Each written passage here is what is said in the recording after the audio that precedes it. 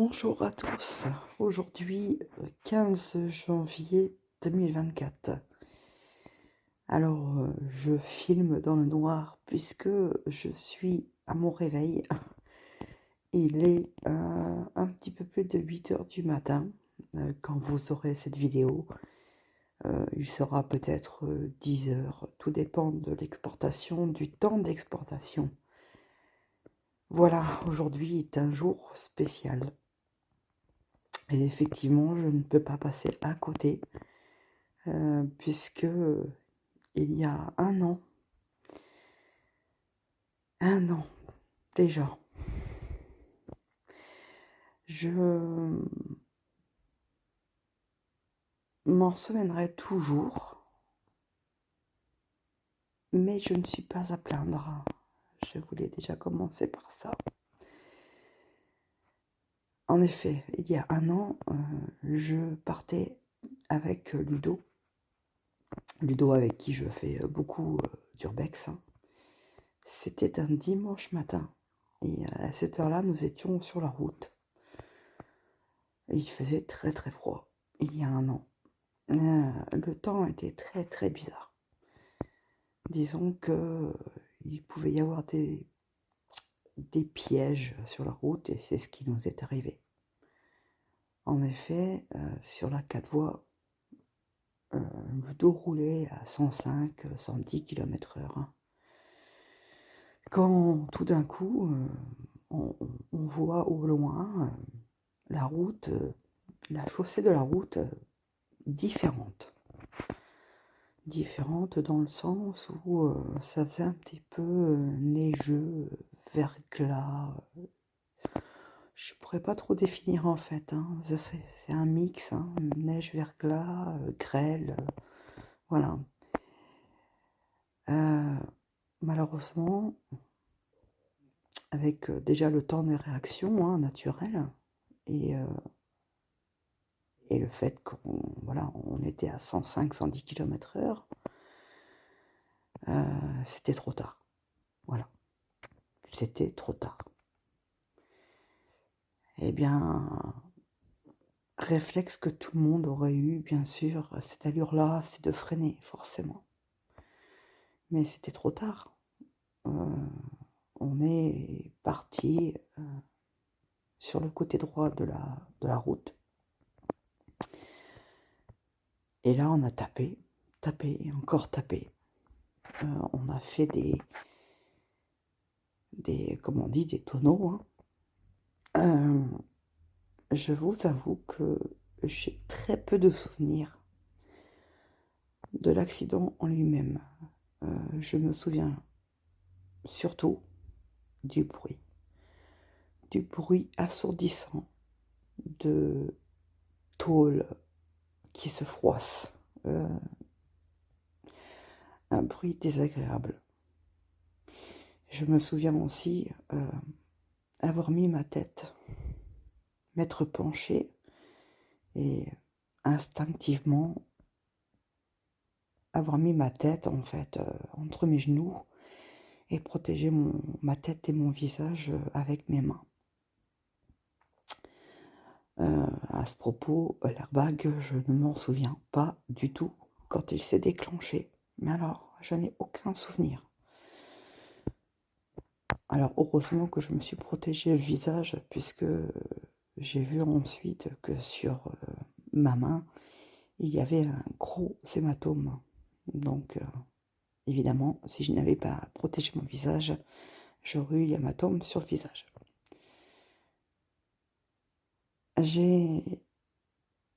Quand la voiture a fait des tonneaux, j'étais un peu ailleurs.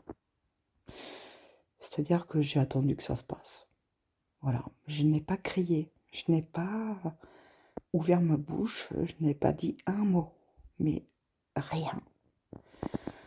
Comme si, bah voilà, vas-y, il faut que ça se passe. Voilà, ben, je suis dedans, j'ai rien à faire. Si, à la rigueur, je dois mourir, eh ben, je meurs et puis voilà, je me pose pas de questions, tout simplement. C'est une réaction bizarre. Et Je comprends aujourd'hui, avec le recul, que j'ai renié un peu cet accident. C'est-à-dire que je n'ai pas eu de... Même quand j'ai repris la voiture au mois de mai, donc l'an dernier, je n'ai pas eu de traumatisme. Bon, bien sûr, j'ai eu une petite appréhension au tout début, mais je n'ai pas été du tout traumatisée, en fait. Mais pas du tout. Comme si je n'avais jamais eu d'accident de voiture, dans lequel on fait des tonneaux. Donc c'est pas anodin quand même. Et je pense que j'ai refoulé, en fait, l'accident. Alors certes, oui, j'ai eu plusieurs mois de corset à la suite. Parce que si je veux continuer dans le récit de cet accident, la voiture donc s'est immobilisée à un moment donné, hein, après plusieurs tonneaux, sur la route. Donc la voie de droite, hein, on était sur une 4 voies, on était sur la voie de droite. Elle s'est immobilisée sur le flanc, c'est-à-dire que moi, en étant passagère, j'étais, comment dire, collée contre, sur la chaussée. Ludo, lui, est vite sorti, hein, donc il s'est détaché et est vite sorti de la voiture. Et je me souviens très bien qu'il me criait sors, sors, vite, vite, sors. En gros, ça commence à fumer.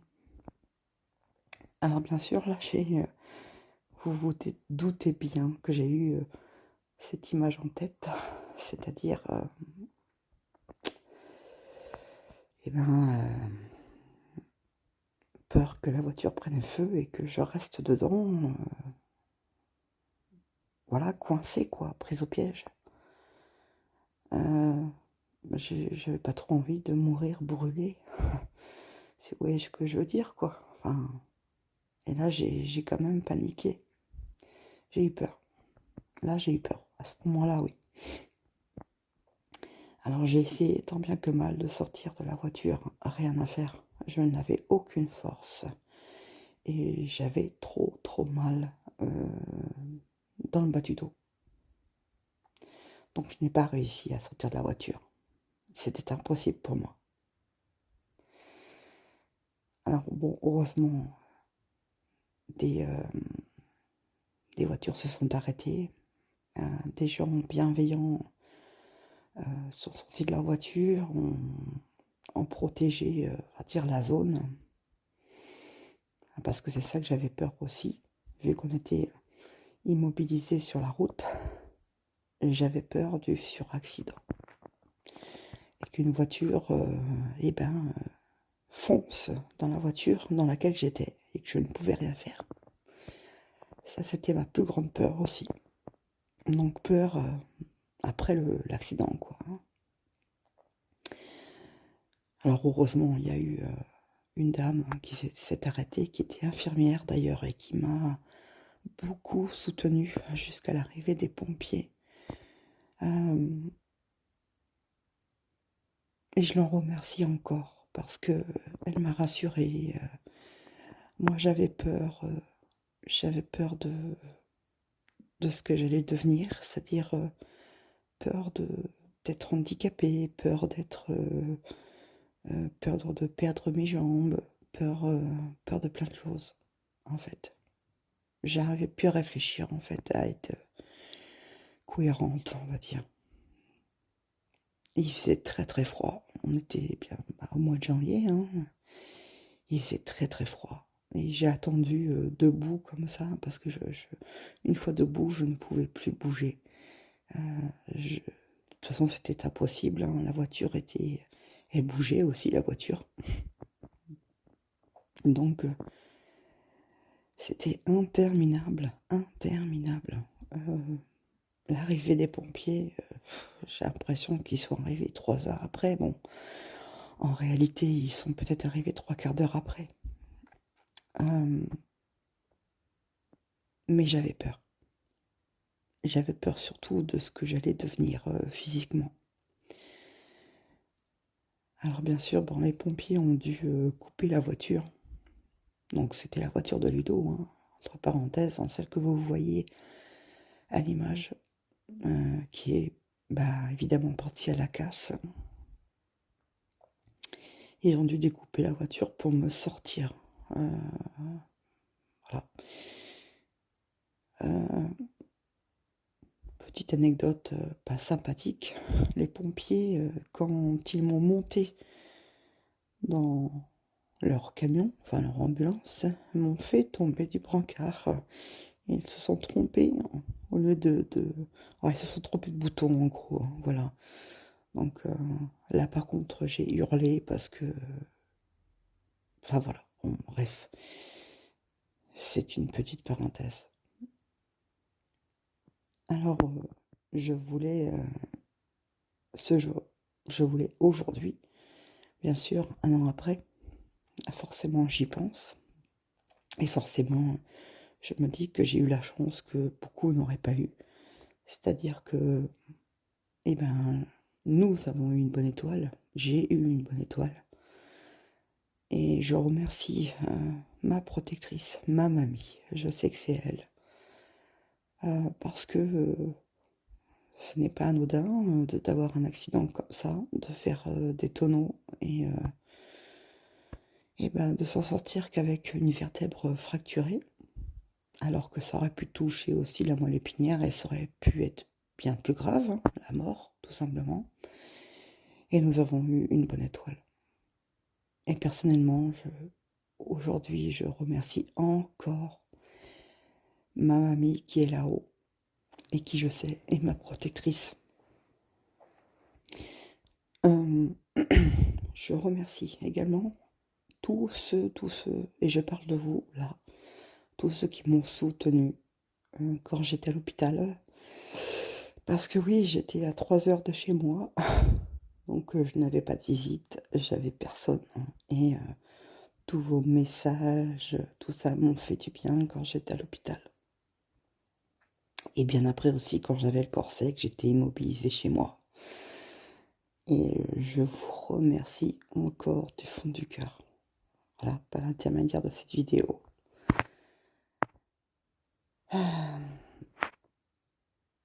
Je pense avoir fait le tour. Aujourd'hui, on est donc le 15 janvier 2024. Et comme par hasard, je vais aller... j'ai un rendez-vous médical. Oui, j'ai un rendez-vous médical aujourd'hui.